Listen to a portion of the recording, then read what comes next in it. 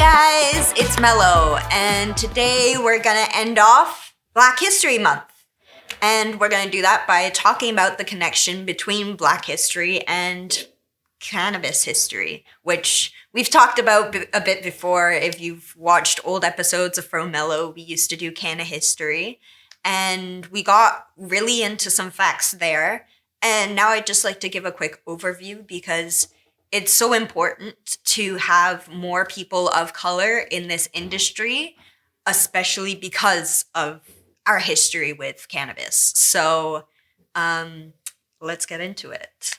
All right. So let's just start by saying that the connection goes all the way back. Like, it goes from slavery to the war on drugs to now. And I am so thankful to live in the time that I do because I'm getting to see, not the end part, but I'm getting to see the change, you know? And I know that there's so many people from the past that would have loved to have seen that change. So we'll talk a bit about them as well as we go further into this. But yeah, I mean, like we said, we'll start at slavery. Like back in the 1600s when cannabis was brought over from Africa with the slaves. And then the white man and actually everyone was just using it for fibers, oils, and medicines. Like if you look at old medicine bottles that look like hooch bottles, to be quite honest, but they will say cannabis sativa or just cannabis on them, along with some other questionable ingredients that should not actually be in there. But the cannabis part is what made those things work, you know? So, well, I digress. Anyways, yeah, so came over on slave ships. Talked about it before. It was used hugely as ropes, clothing, medicines, oils in so many different things. Like, it was a very popular cooking oil at one point. Like, guys, we need to get back into this. We really do. And then, you know, from there, we kind of hit a snag because cannabis was being used, I mean, amongst slaves and slave owners alike. But cannabis was also being used by slaves for a different purpose, you know? I think if you're someone who's of color, especially of Black history kind of descent, it's just that I noticed that a lot of Black people, just that in my life, were very herbal. Like, there's a medicine for that. There is a natural medicine for everything for Black people. Like, my grandma always, I went over to her place one day, I was talking to her about an issue, and she said, "Let me give you bay leaves." Like, just has dried bay leaves sitting in her cupboard for me. I love it. And, you know, that is something that should have really stayed. Because, I mean, it has stayed in terms of, like, a lot of Black people still go to natural remedies, but it has become very westernized because they also have been told by doctors for so long that you need to listen to us and we're giving you drugs. And, you know, they trust the doctor because the doctor is a person of authority, but they also know that nature is healing. So it's a very hard place to be. And the divide starting back in like the 1600s really, I mean, yeah, I think the 1600s is really where we kick off with this because, again, it was being used by both Black people and white people, but because Black people were using it as a form of help to mentally and physically deal with the tolls of being slaves, it was kind of seen as like, oh, you're not breaking a sweat? Oh, you're happy? Oh, you're gonna dance? No, we can't be having that. You need to be miserable. You need to be in those fields miserable as possible because no one here can be thinking that this is a party. Nobody here can be thinking that they can run away. Nobody can be thinking that. So we need to take away the thing that is bringing you joy and peace.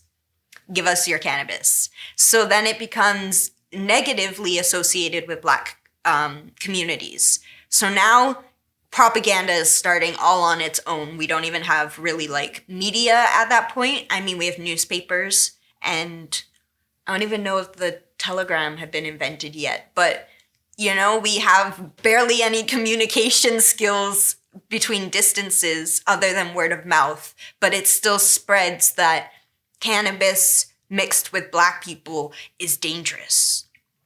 And then that kind of leads us all the way up until we get to, you know, the devil's lettuce and reefer madness and the stigma that really started to come in, and it really got through to the music scene. And you know what? I'm not going to dive too much into that today, only because we are going to start talking a bit more about cannabis and music next month. So keep an eye out for that. And we'll get back to this. But in general, the music scene, because again, that was a big form of media coming from the 1800s to the early 1900s, is that artists like Billie Holiday, Louis Armstrong, Cab Calloway, Ray Charles, like, you know, these kinds of people are being kind of looked down on for their use of cannabis. And the government actually very heavily targeted these people. And, you know, again, we're going to get into that in the cannabis music history, because that's a whole thing. I have so much to say on it, but we're going to move on. So now we're over into like the 1930s. We're going to go from like the 1930s to the 1970s now.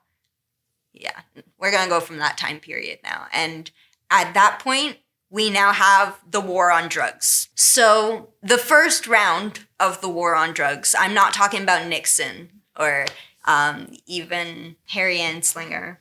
Yeah, we ain't gonna talk about him right now. But that's when we really start to see the first round of the war on drugs, which is the negative stigma, the negative media. Now we have more media involved. So we now have movies like Reefer Madness, The Devil's Lettuce, things like that coming out that are showing you that cannabis can make people crazy, and that white people shouldn't touch it because it makes Black people crazy, and Black people do crazy things when they are on cannabis to the point that it makes them violent. Those are the kinds of stigmas that got associated with Black communities that were using cannabis.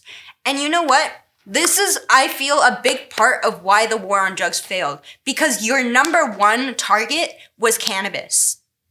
Your number one target should have been crack.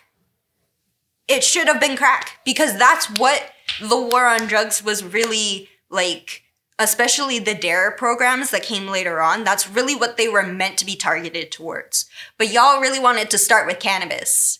So you never really made it to making the impact that you wanted out of it. And it really shakes me. It just shakes me.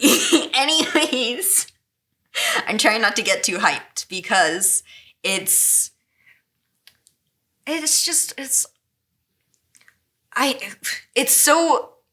so demeaning to say that it's unfair, but it's so unfair.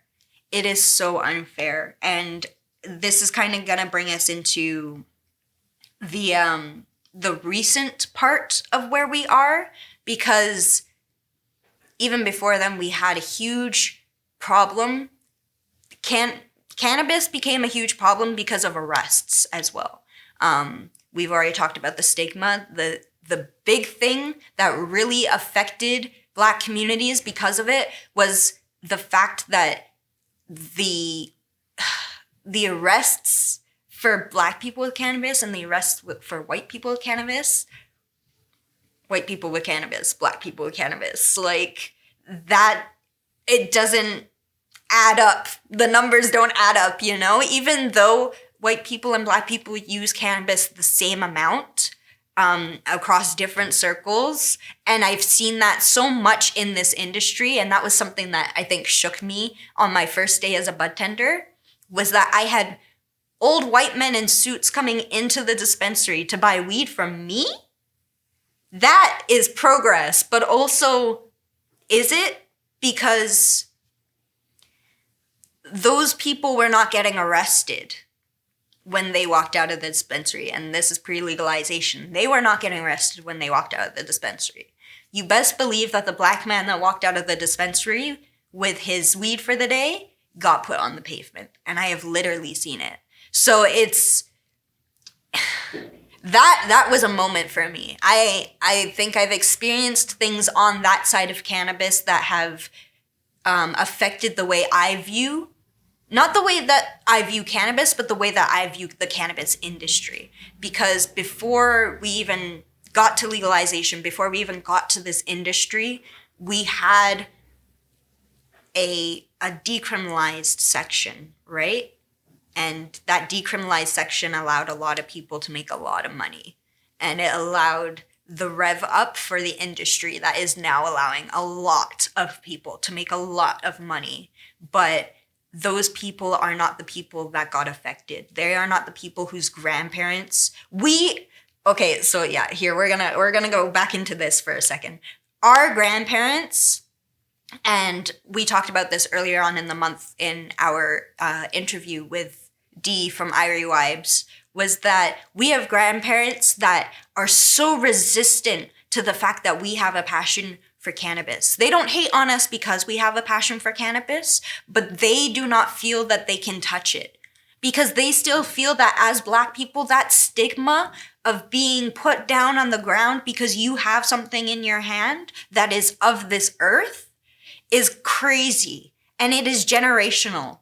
I remember talking to a family member about it on my Black side because I am mixed, and I like to I do like to acknowledge that because I'm a half and half. Let's not sugarcoat it. I am half of me is British colonization, and half of me is Black, Barbados. But, you know, I am of color. I am a person of color. And I didn't realize growing up how much that meant to me.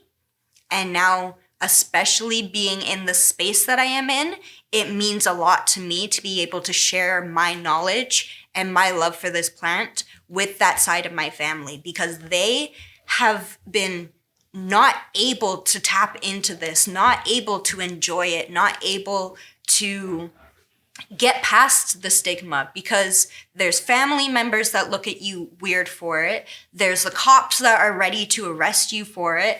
There's lawyers that are ready to persecute you for it. You know, it all weighs on your mind. And that's another part of being a person of color is like, it's the subtle things. It's the subtle adjustments that you have to make to your everyday life to not be seen a certain way. Whereas I think that when we talk about white privilege, it's the privilege of being able to walk in a room and not think twice about the fact that your hands are in your pockets. And not think twice about the fact that security is following you around the store. That is my biggest pet peeve. I'm sorry. Do I look like I'm stealing? Because I've literally walked into a store with my friend who doesn't look like she's of color because she's lighter than me. So she is very passing. I'm a little less passing. We've walked into the same place and we kind of split up just because, like, I was looking for something, she was looking for something, you know, how it is. But I got followed and I was so cheesed. I was like, what do you mean? Why me? Do I smell like weed? Is it because I smell like weed? That is so rude. And see, stigma. It is continuous. It is generational. And the fact that our family members were not able to, I mean, some of them did. Like, that's the thing that I've loved about asking people how they got into cannabis, is that some people got it from their family members.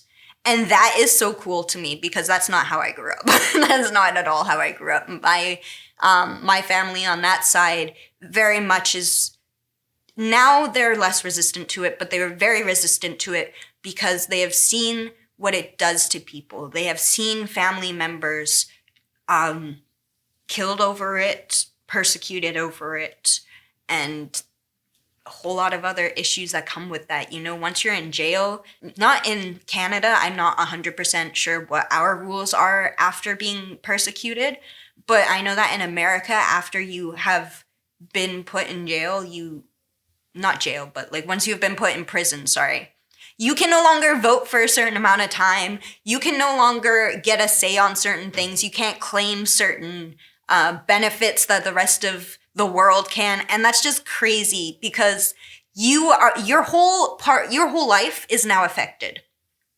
because you decided to smoke a joint, because you decided to medicate your pain, because you decided to help yourself or have a good time even, you know? You shouldn't be persecuted for that. That's just how I personally feel. But now we're here, we're in a legalized time. It is spreading across the States, it is spreading across Europe. I mean, all of Canada is legal. We're in a new age, but we still have so many problems, guys.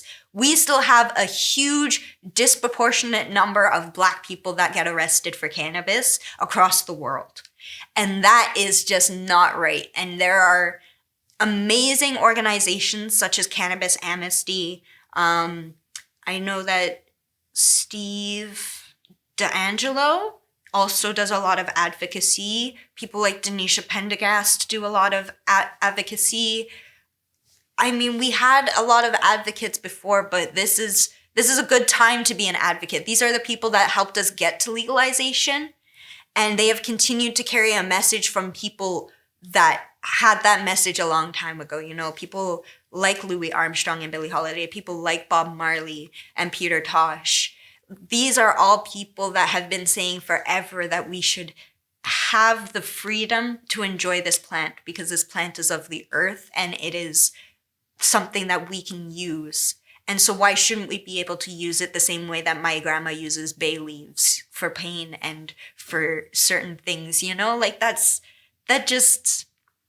should be back in our culture. We should get a big piece of that pie because we have been in shit situations and really traumatic situations because of the color of our skin and the plant that we had in our hands at the time. And that is just not right.